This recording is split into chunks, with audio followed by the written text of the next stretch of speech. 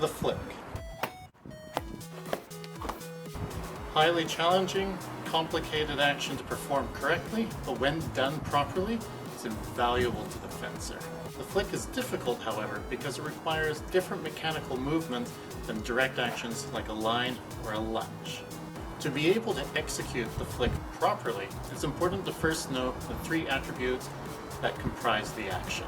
First one being distance, second one elevation, third one power. Distance is critical because it allows you to be able to actually find the target with the tip of your blade. If you are too close to the target, oftentimes you're landing with the blade itself as opposed to the tip. This results in a flat hit, also hurts your opponent. If you are too far away, you simply don't find anything and you pass through the air harmlessly. Elevation, however, is perhaps one of the most important components to a flick. Elevation refers to the height of your hand in relation to the tip. In other words, when you are flicking, you want your hand higher than the tip and thereby higher than the target you will be hitting. If the elevation of your hand is actually lower than that of your tip, you're going to land flat and you're going to hurt your opponent. Power does not necessarily mean strength and force when making an attack. Lines and lunges have a great deal of force, a lot of power behind them, but they are propelling the action forward. That's a direct attack.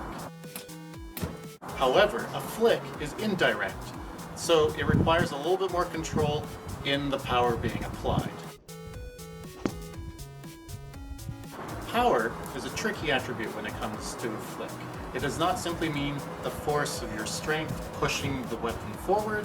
That is more akin to a line or a lunge, where the force is driving forward continuously. A flick, however, oftentimes has you extending your arm towards the target while also simultaneously dropping the tip down so that you can make the hit. In other words, your extension of the arm is not always going directly forward, but rather towards and away from the target, while your wrist pushes the point down against it. For example, the power of a flick is represented in the extension of your arm going towards and away from the target while your wrist is pulling back until you're fully extended. Then you drop the tip by driving it towards the target using your wrist.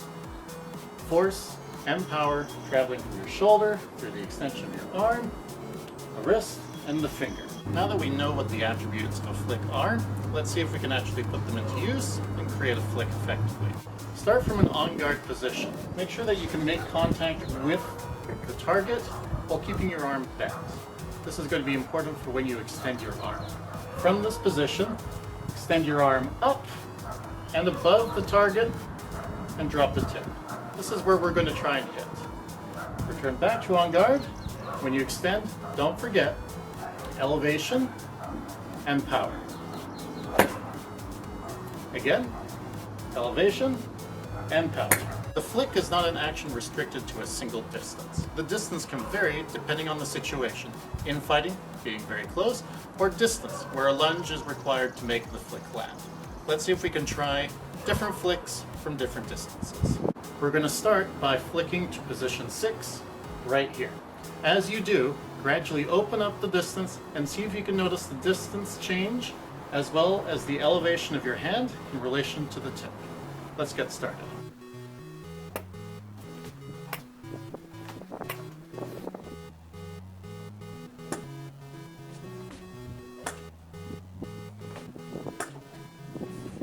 Let's do the exact same thing now, but instead of attacking flicking in 6, let's see if we can make our flicks land right here in octave, position 8. Let's get started.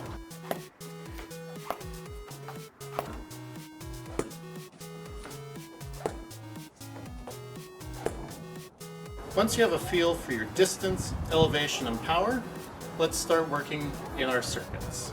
Our first circuit is going to be an attack, 5 flicks, each distance to position 6, right here. Let's give that a try.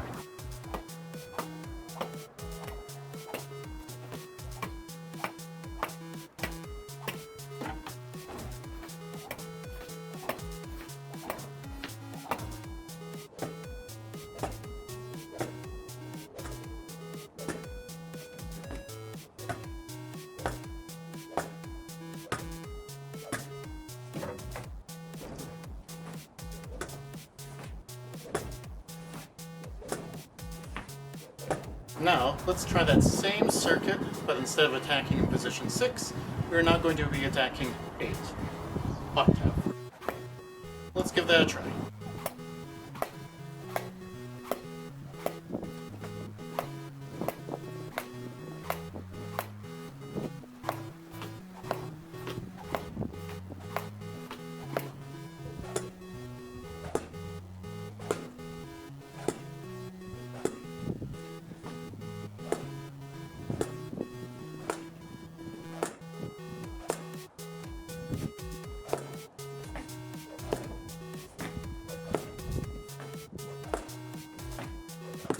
For our final circuit, we're going to make a flick to position 6 and position octave, once each from each distance.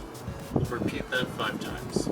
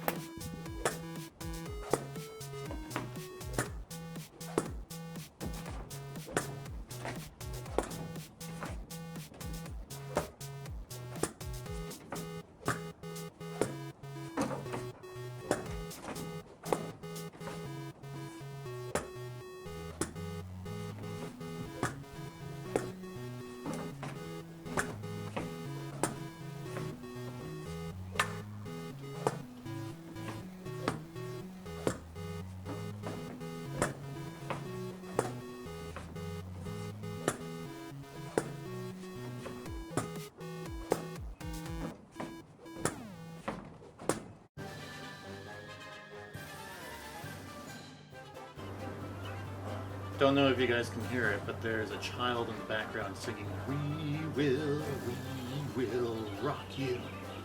Here's the difference in height from your hat. We will. No, we won't. We're flicking. And there goes the track. And that of your blade. Oh. Refers to the difference in height from your hand to that of your, oh, bloody head. Tongue twisting, I can't get the words. Variations of, oh. I can't speak.